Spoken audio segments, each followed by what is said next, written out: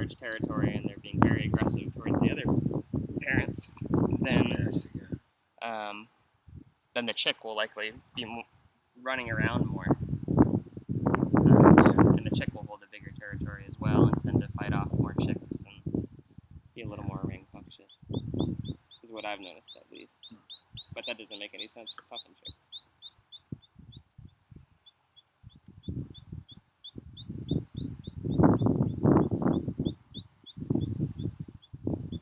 Some gillies behind you with some rock eels. The other day when I was taking pictures of them, I photographed 7 different feedings. I had 4 rock eels, 3 cunner, and 1 rosefish.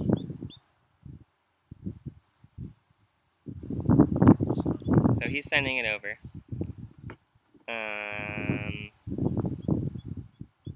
This wheel doesn't turn. It should work. Oh, you gotta go the other way.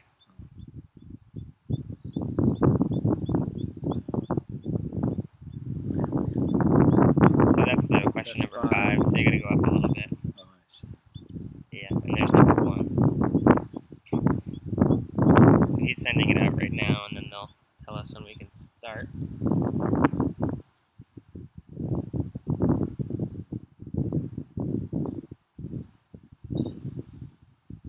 It says you're good to send. What's that mean? So they have it streaming at explore.org and then Facebook. Is it on right now? They're sending it over, but I don't know if we're ready to start yet. Let us know,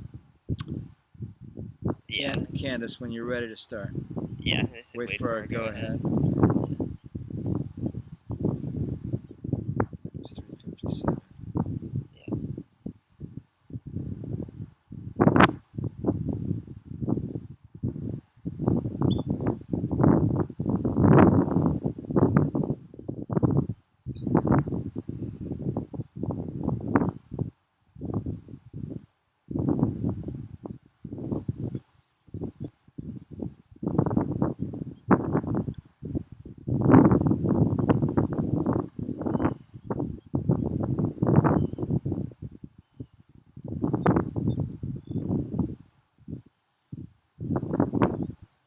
Seem to scroll. Yeah, so you're going down right now. It's backwards, I think. Oh, you have to hover over this area. So there's 2 different things, because like embedded in the computer screen, or like embedded in the web browser here. That's good to know. All right. Yeah.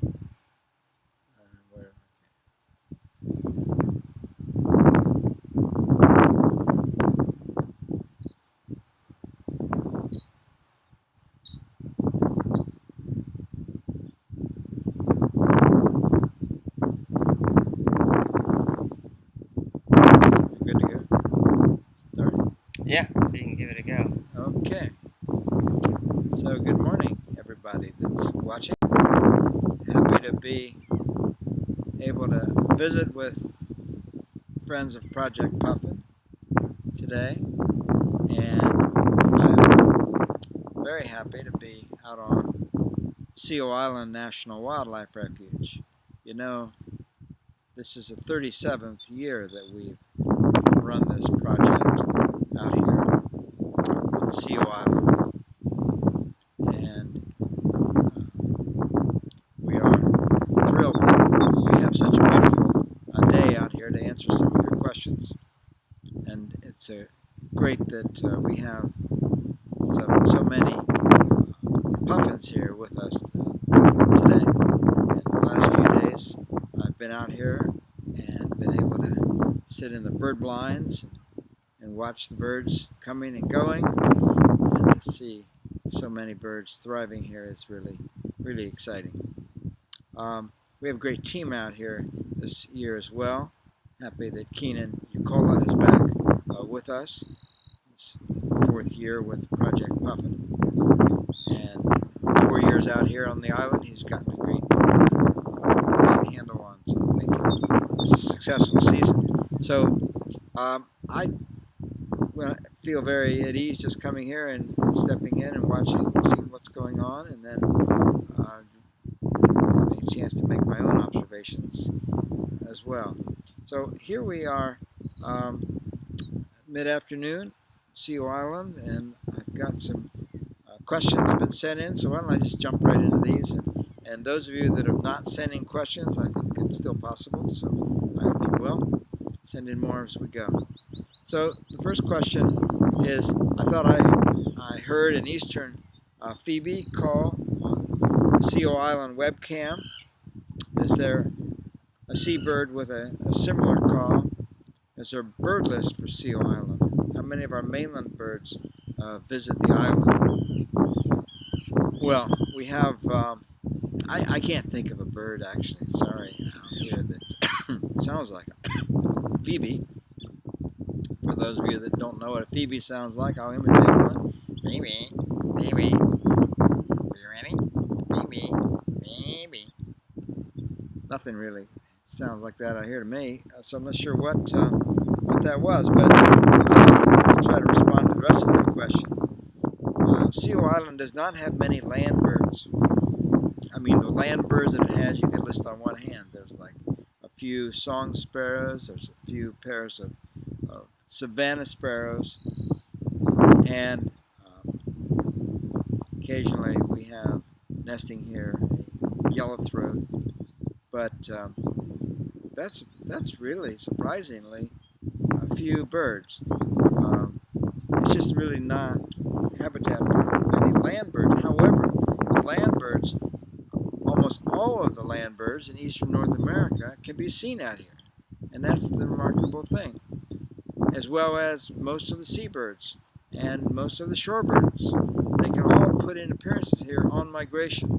Seal Island National Wildlife Refuge is very important to these birds during migration. Already this year, Keenan tells me that he and his team have seen about 142 species of birds, and that's just since mid-May when he set up the camp this year.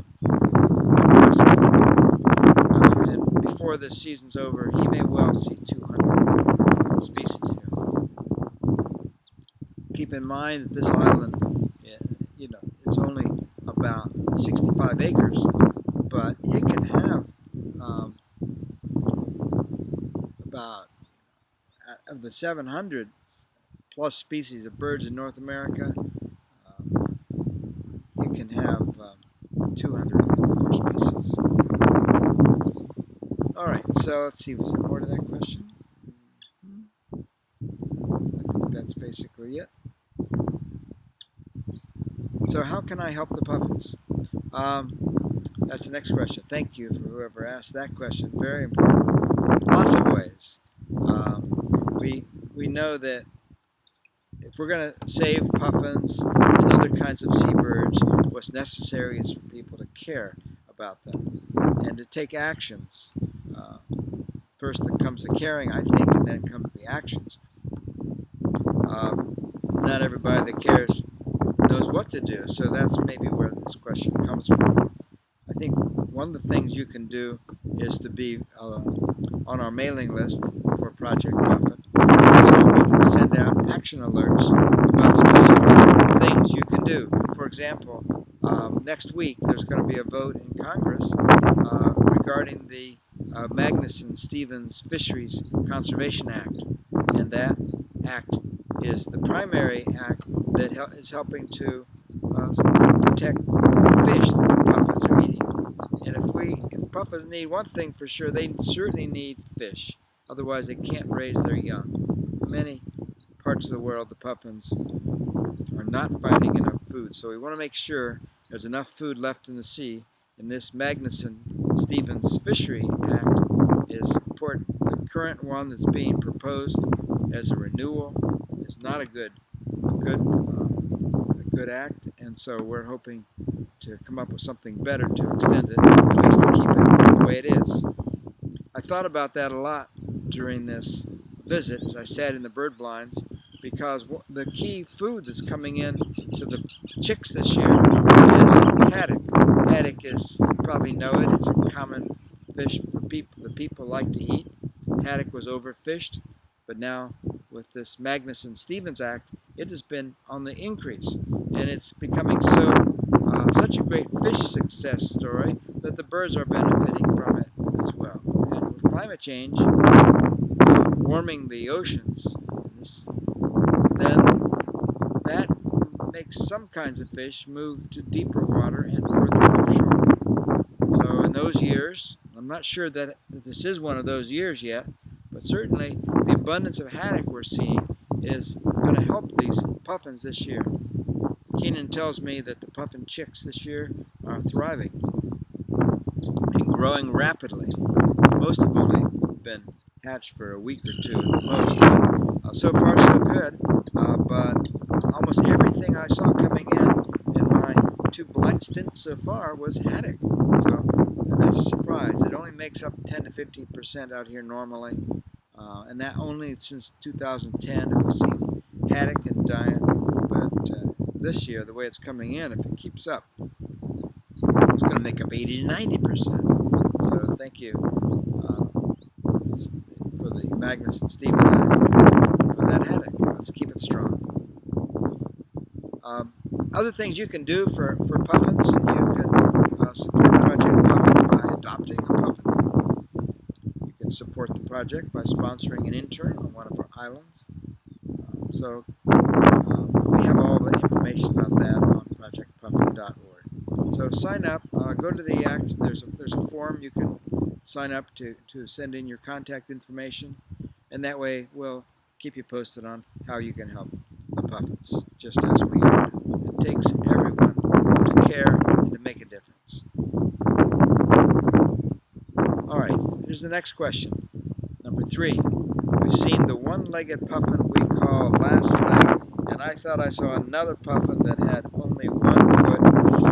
Have you seen these types of conditions, injuries, before, and what could cause them? Well, I had actually not seen a one-legged puffin before, but I was in the blind near the Burrow Cam, near Burrow 59, just yesterday, and I saw that same puffin come in.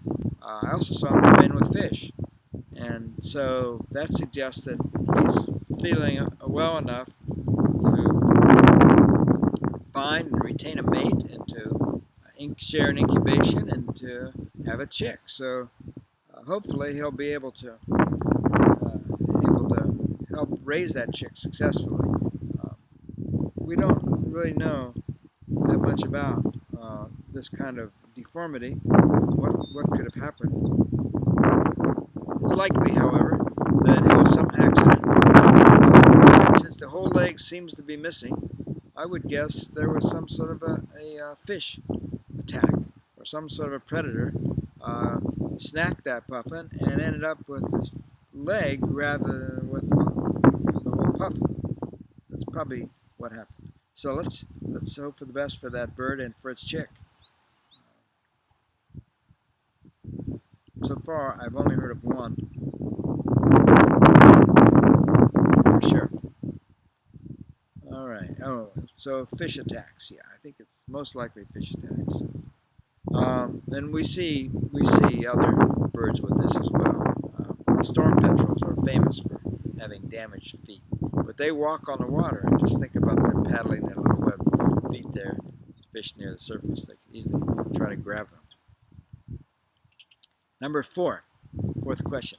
Did you ever envision the early days of Project Puffin that you would have the numbers of birds that are present now? This must make you feel so good. It's absolutely true. I never had any idea we'd have so many. I didn't really think about it that much, I must say, because we had no way of knowing exactly how this project was going to unfold. And maybe to keep my from being disappointed later, I settled on just sort of take it a day at a time and let's just document what's going on. But looking out at the rocks and just seeing them crowded with puffins, it is indeed very heartening, as it is for Keenan and the other interns out here who see this phenomenon and know that they are part of it. And without them, we couldn't keep this going today. We can't keep it going because without the researchers on the island, the gulls would probably come, and so would the bald eagles, and they would probably greatly impact, if not chase off, the terns and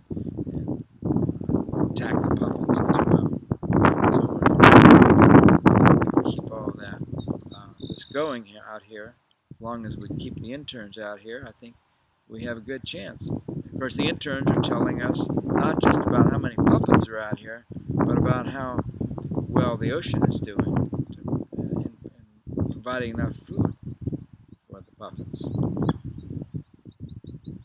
Here's another question. When the puffins snap their heads back, is that a way of greeting others like a male tipping his hat to a female? Well, that's an interesting idea. So, but actually, what's thought about what's called head jerking behavior is that it is in fact a courtship display between mated and female pair.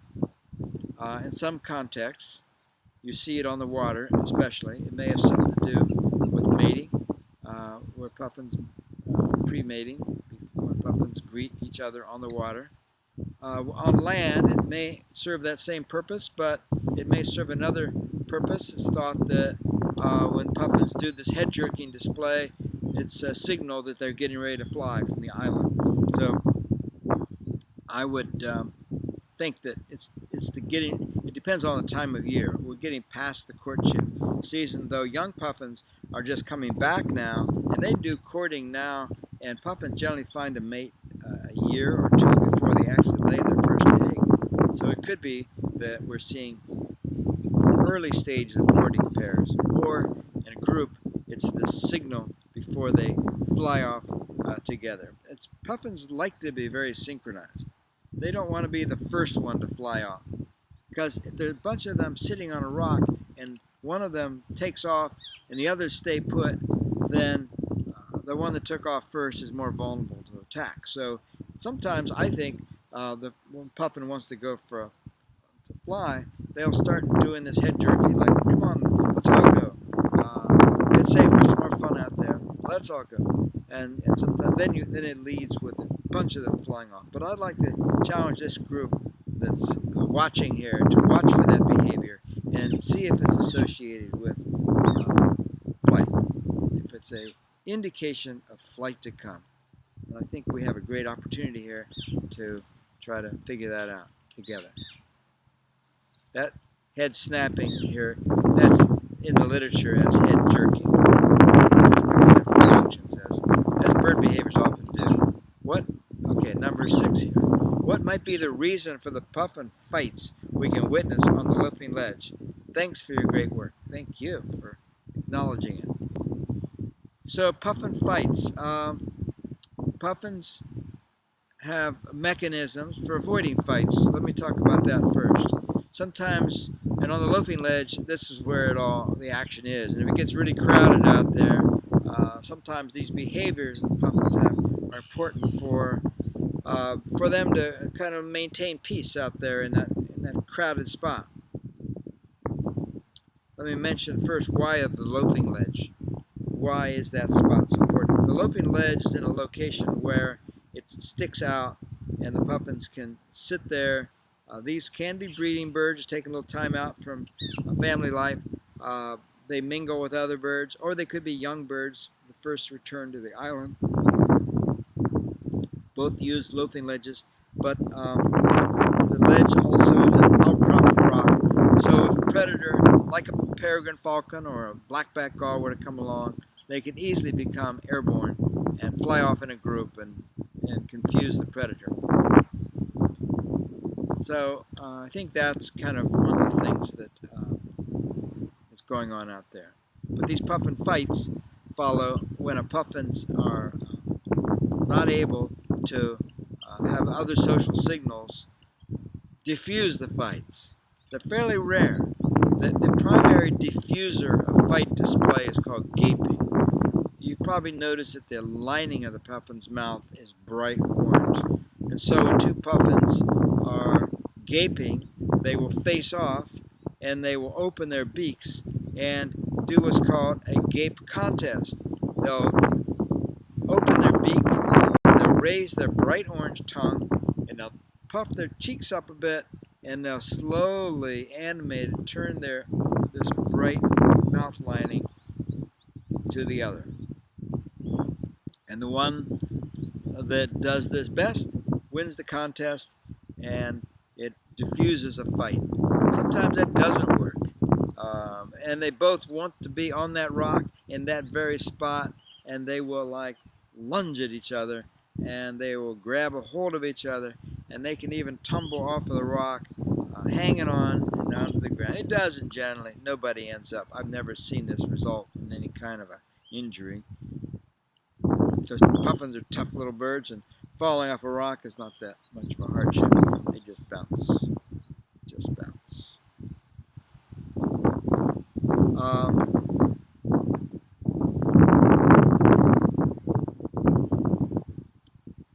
So I'll just hopefully the sound is still doing okay. I'll get a little closer so you can hear me. Let me know if that's hopefully improves. Okay, so what might be the reason for the puffins fights? We talked about that question. Let me see what else we've got.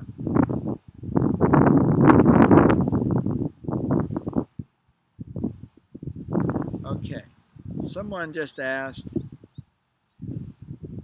they said just before the chat started,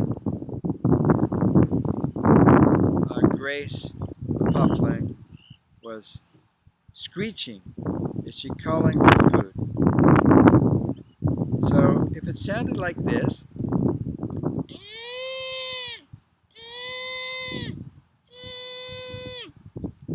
that is a begging call.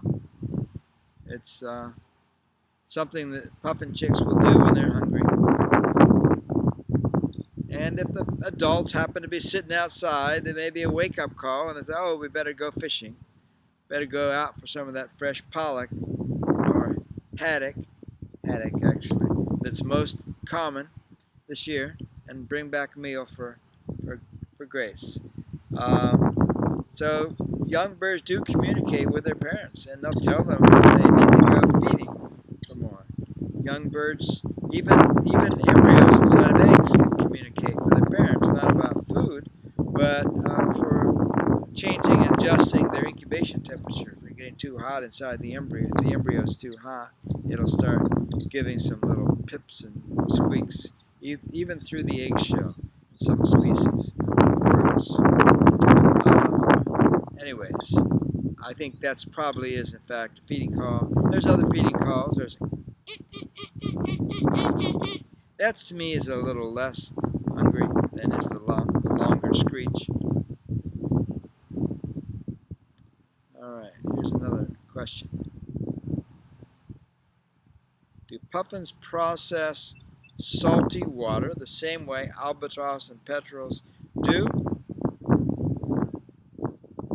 And the answer is yes. They have salt glands. They have these special glands that lie right over their eyes and little depressions on their skulls. Blood passes through that, extracts salt. And the extra salt is secreted from their nostrils. Just dribbles out. Some kinds of birds, like storm petrels, are able to actually blast a little salty brine out. All right, questions keep coming. What is the life expectancy of a puffin in the wild? So, if puffins, fledglings, survive the first couple of years at sea, they may go on to live a very long life. But that survival at sea depends upon the condition of the chick when it fledges. And our research is showing that in years when the body weight of the fledgling puffins leaves the island is low, the chances of those puffins surviving at sea is not as great as when the puffin chicks leave very fat. And this is, everything ties back to food. Everything ties back to little fish. And that's why I believe little fish make a big difference when it comes to seabirds especially. Big little fish, like butterfish, fish that are tough to swallow, but little haddock, a little herring, sand lance, those are terrific foods for young puffins.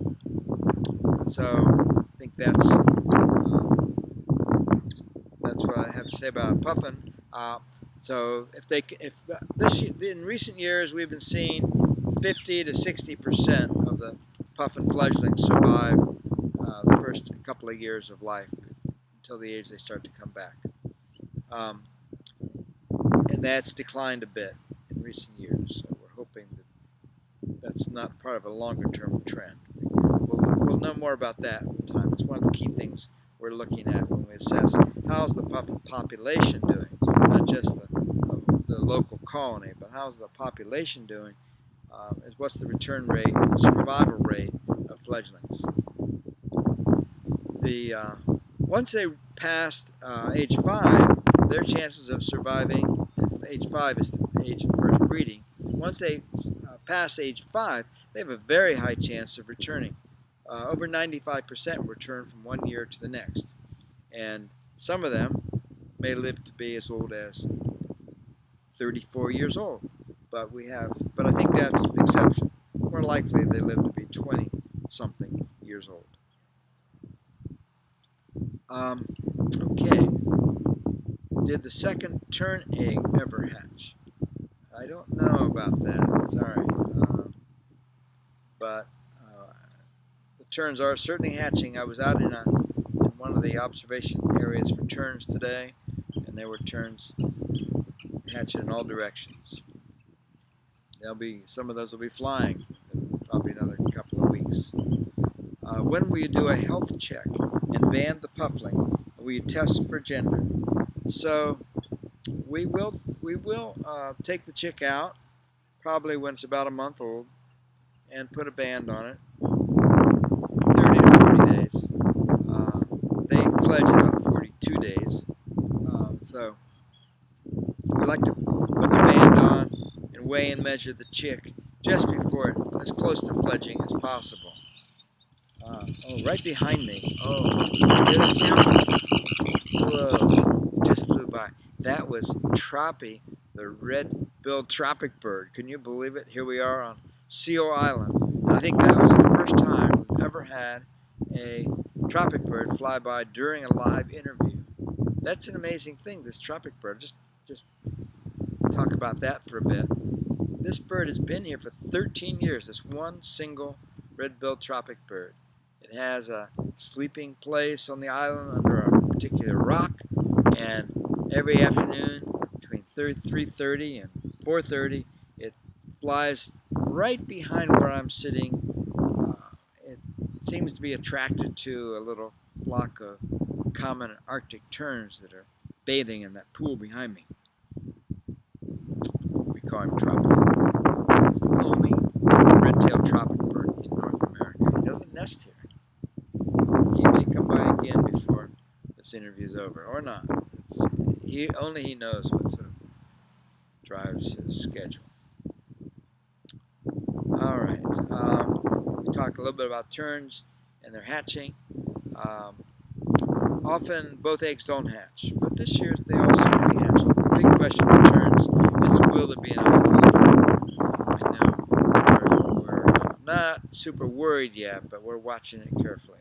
We had a bad rainstorm here about a week ago. We lost a lot of little tern chicks, but there's still lots of them out there, and they seem to be still mostly they're receiving white hake and sand lance. There's more butterfish than in some years, and I noticed that today when I was out. In fact, I found one of them today, brought it back, and just thought I'd show you. Here's a butterfish. This little fish is a great food item if they can swallow it. But see how round it is? This is what the tern chicks struggle with. The puffin chicks might be able to swallow one. This is a fairly small one, but a lot of times they can't. And then it just gets drier and covered in dirt. So we are moving on down the list here. Put the butterfish away. Here's another question. Lots of questions today. Thank you. Wow, lots of questions. I better keep moving here. Are the puffin and tern chicks being well fed? We talked about that. The tern chicks not as well fed as the puffins. Puffins have the advantage of taking either surface fish or deeper fish. And all this haddock out there. Oh, there's Troppy right behind me. Can you hear it? That is something. Live. Red-billed tropic bird. Yeah. So we talked about the diet and fish, something we spent a lot of time in. The interns today, this is one of our dawn to dark feeding studies. Each intern goes out into an observation blind for about 3 hours, and they stay in that blind for 3 hours. And the first one, our Mexican intern, Arminda, was up here from Ensenada, Mexico for several weeks. She was the first one out this morning. At 4:30, she was already in the bird blind. We watch a set of nests. There are 9 nests right in front of one of our blinds to see how many feedings each of those chicks is getting in 24 hours. And that's one of our best measures to know how the puffins are doing. So far, they're getting good numbers. And the other day, Keenan told me in the last similar study, one burrow was fed 18 times in a day. That is a lot. I wish they all got that kind of good treatment. How is the extreme heat affecting the puffin and tern chicks and the puffin team on the island? The heat out here on Seal Island, happily, is not as extreme as it is on the mainland. We are surrounded by 55-degree temperature, which cools the island considerably, and because it cools the air as it blows over, plus there's a nice breeze out here mostly. So when the mainland was 90 the other day, we were in the 70s, but that's still hot. And we can the interns can, as long as the parent terns are able to stay on the chicks, they can put their wings out over the little chicks and keep the sun right off of them. Puffin chicks, of course, are underground, so they're in a pretty much climate-controlled room, if you will. And the interns, if they get too hot, there's the cold ocean out there, 55-degree temperature. That cools them off pretty quickly, and it's one of the ways they can relax. So, okay, we're moving on here. Can a chick get a tummy ache from eating a large meal? Perhaps, but they're used to large meals. I'd rather have them have large meals than too small of a meal. Birds have an amazing ability to digest food, large foods. They have very strong stomach acids, so that permits them to swallow large prey items and digest them fine. Sometimes people get concerned. I know it happened the other day. The puffin chick Grace was struggling with a large food. I saw a video of it. I think it was a squid actually, and the chick had to go into some weird contortions to get that food to stay down. And puffin parents don't really have the behaviors to help them get it down, but they know how to do it. And they will struggle. They'll move their neck in and out, and they'll stretch, and they'll swallow that food down whole. So don't worry if you see that food going down. As long as the tail of the food goes down the mouth, the rest of it will find its way into the stomach without a problem.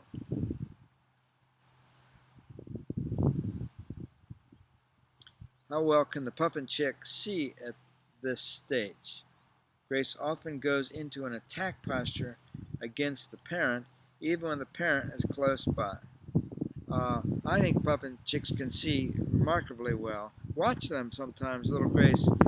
You may see her hunting actually insects inside of the burrow, pecking, keeping busy. their eyes are fine. Attack posture, I don't think it was really attack. My hunch is that it may have been a stretch. When they are stretching, they'll put their neck out forward and their wings out a little bit. And you'll see more of this as the chick grows bigger. They also have a toilet area in the nest. You may not be able to see that too well, but the toilet area, when a puffin is using its toilet, it'll back up against the little wall of the toilet and get into kind of a stretched look and then relieve itself in the back of the burrow. As they get older, that toilet moves closer to the entrance. Eventually, they will back their little hind end up to the burrow entrance, back out quickly, squirt, and then dash back inside of the burrow. Watch for that.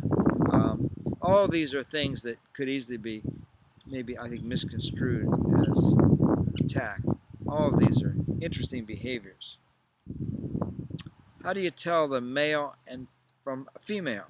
So puffins, adults, look very similar. They both have, to our eyes, similar colors, but recent research is showing that they have the ability to see ultraviolet light and that they actually give off ultraviolet light. It's still too early to know whether that is an indication of gender, but it is in some seabirds. That may be one of the things they can do. Here comes Troppy behind me again. Whoa. And maybe you noticed he seems to find joy in scattering the common and Arctic terns that are bathing on the pond there. There's only one tropic bird here, but the terns keep him company, or at least he keeps company with them.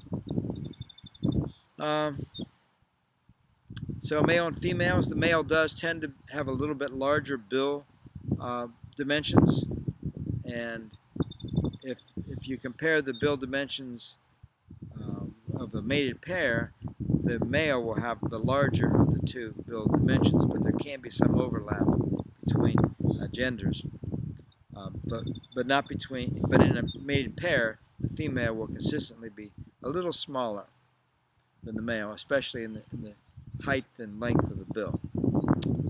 And do they return to the same nest and burrow annually? You know, we'd love to be able to say they all behave in one particular way or not, so I have to always condition my response to that is that frequently, in fact, it's the norm for puffins to return to the same burrow year after year and to have the same mate year after year in the same burrow. Great questions today. Here's another one. Do you have a degree in ornithology? My 13-year-old wants to be an ornithologist and wants to know this type of work he could possibly do. So my degrees are in zoology and in wildlife management and in natural resources and environmental education. So I have a variety of degrees. None of them are called ornithology. In fact, there is really no such thing as a degree in ornithology. It's always in some broader topic, like wildlife management, or like zoology, or like ecology and systematics, behavior and neurobiology, those kinds of broader topics. And then you go ahead and you study birds within that subject area. So your 13-year-old who wants to be an ornithologist will probably find eventually that there'll be choices like zoology courses. Initially, that'll be the first thing and those won't probably happen until they're in college.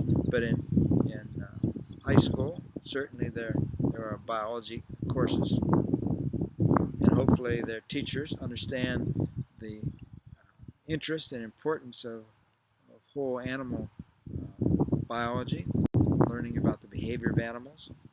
Is what caught my interest as a student years ago.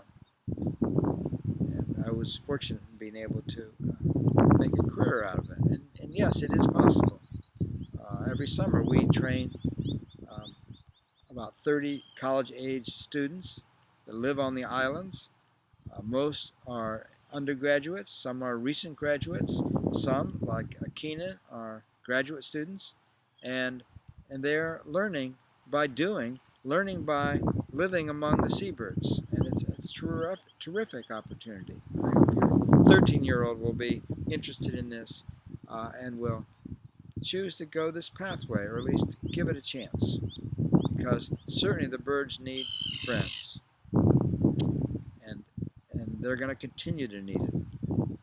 What is the estimated number of pufflings on the island right now? Is this high or low compared to previous years?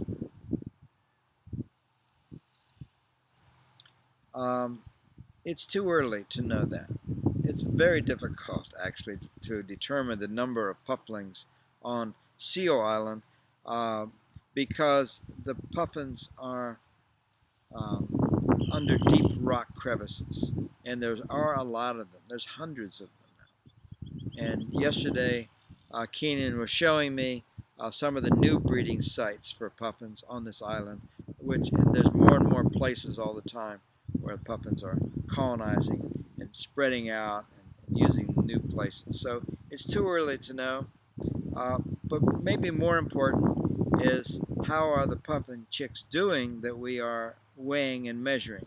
And so far our sample of chicks, about 60 of them, seems like they are doing good. So, but they've only hatched like a week or two at the most ago, and they'll be in the burrows for 6 weeks. The flood of haddock that I saw the last couple of times I was in the blinds, if that continues, it'll be a good year. But we don't know. And this changes every year as to what the menu is for the seabird, and particularly for the puffin chicks.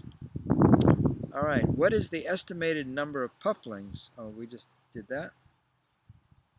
So it's a little early is basically the answer for that one. Do puffins migrate away after young have fledged? So the young typically start leaving here in late July, and they'll continue fledging through the middle of August and into late August, and their parents stay at the burrow usually after the chick leaves, unless it's a very poor food year. If it's a poor food year, they're going to go wherever the food is, and they're going to get there early. But if there's plenty of food around, like there was last year, the adults stayed and they guard the burrows, and the chick heads off to sea by itself. How can someone volunteer to work on the islands and with the puffins? So we do use a few volunteers every year. You have to be someone who is willing to like living in a wilderness environment, because these islands that we work on have no running water. There's only a trickle of electricity from our solar. There is no ready showers, only solar showers, and so on. So living among the seabirds is maybe not all the glamour that one might think, but I would tell you that we do use some volunteers, and particularly if you've done some wilderness camping before and have a passion for birds and are willing to commit at least 2 weeks of time. If you go to projectpuffin.org and you look up get involved, it'll eventually lead you to a place where you can apply. Where's the best and closest place in Southern California to photograph puffins? So the Atlantic puffin you see on the webcam is, as the name suggests, found only in the Atlantic. In the Pacific and Southern California, probably you'd have to go to Central California and go out to the Falkland Islands to photograph them. And I don't really know how good the photography would be out there. That is the biggest puffin colony. These are tufted puffins. Short of that, you'd probably have to go up to Washington State to start seeing puffins in large numbers on islands. Where do puffins go in the winter? Our puffins here in Maine seem to have a two-step migration. they fly first up to the Gulf of St. Lawrence, and then they fly to the edge of the continental shelf. We learned this by putting little geolocators, little tags on their leg bands, and discovered that they fly north first, and they fly south. They to the edge of the continental shelf off of Cape Cod and Rhode Island, about 200 miles offshore. And that led to the creation of the Coral Canyons Marine Monument, the first marine monument formed in the Atlantic Ocean. We're working to try to keep that a wild place and keep it a place where fishing does not occur. And that's an ongoing challenge. Another opportunity, perhaps, to send letters. So stay in touch with us, and we'll let you know how you can help. Okay. Are there fish in the lake behind you? So this is a sort of a brackish pond behind me. There might be some little sticklebacks in this, but not many. It's a little pond. It's mostly fresh water, certainly fresher than the ocean, and that's why the terns, you might have seen some bathing in the water behind me. They come in here and splash about, wash off the salt from their feathers, the pond behind me. They don't feed and don't capture food to feed their chicks here. What parts of the world are puffins in? Guess I'll never see one in Oklahoma. That's right, not unless you go to a zoo. You won't see any in Oklahoma. But there are puffins throughout much of the cold waters of the northern hemisphere. In the Atlantic Ocean, puffins occur as far south as Maine with our restored colonies, and then they continue north along the Atlantic coast up to Labrador, and Greenland, and Iceland, and Europe, along the European coast south to the Brittany coast of France. In the Pacific, Southern California, tufted puffin, and then north, tufted puffins and horned puffins, and the rhinoceros auklet, some also believe is a kind of puffin, occur all the way up north through the Aleutian Islands and over into Siberia and south almost to Japan. So the puffins dominate the cold waters of the northern hemisphere in many places. Okay, and finally, here's I think maybe our last question I see for today. Where does Tropic go in the winter? What a great question to end this on, because that's another mystery. We have no idea where Tropic goes in the winter. Many people theorize that he goes, or she, we don't know the sex, somewhere into the Caribbean, where maybe he or she mingles with other tropic birds, perhaps even nests there, and then comes up here during the non-nesting season. Whatever it does, seems to work. Year 13. Never see Tropic eat anything, but certainly clearly probably it's catching fish, maybe a little squid at sea. Comes by Seal Island late afternoon to visit us every day. What a terrific place to be. What a terrific place to share with you today. So I think I'm going to wrap up our conversation here. It looks like we've reached about the end of our time.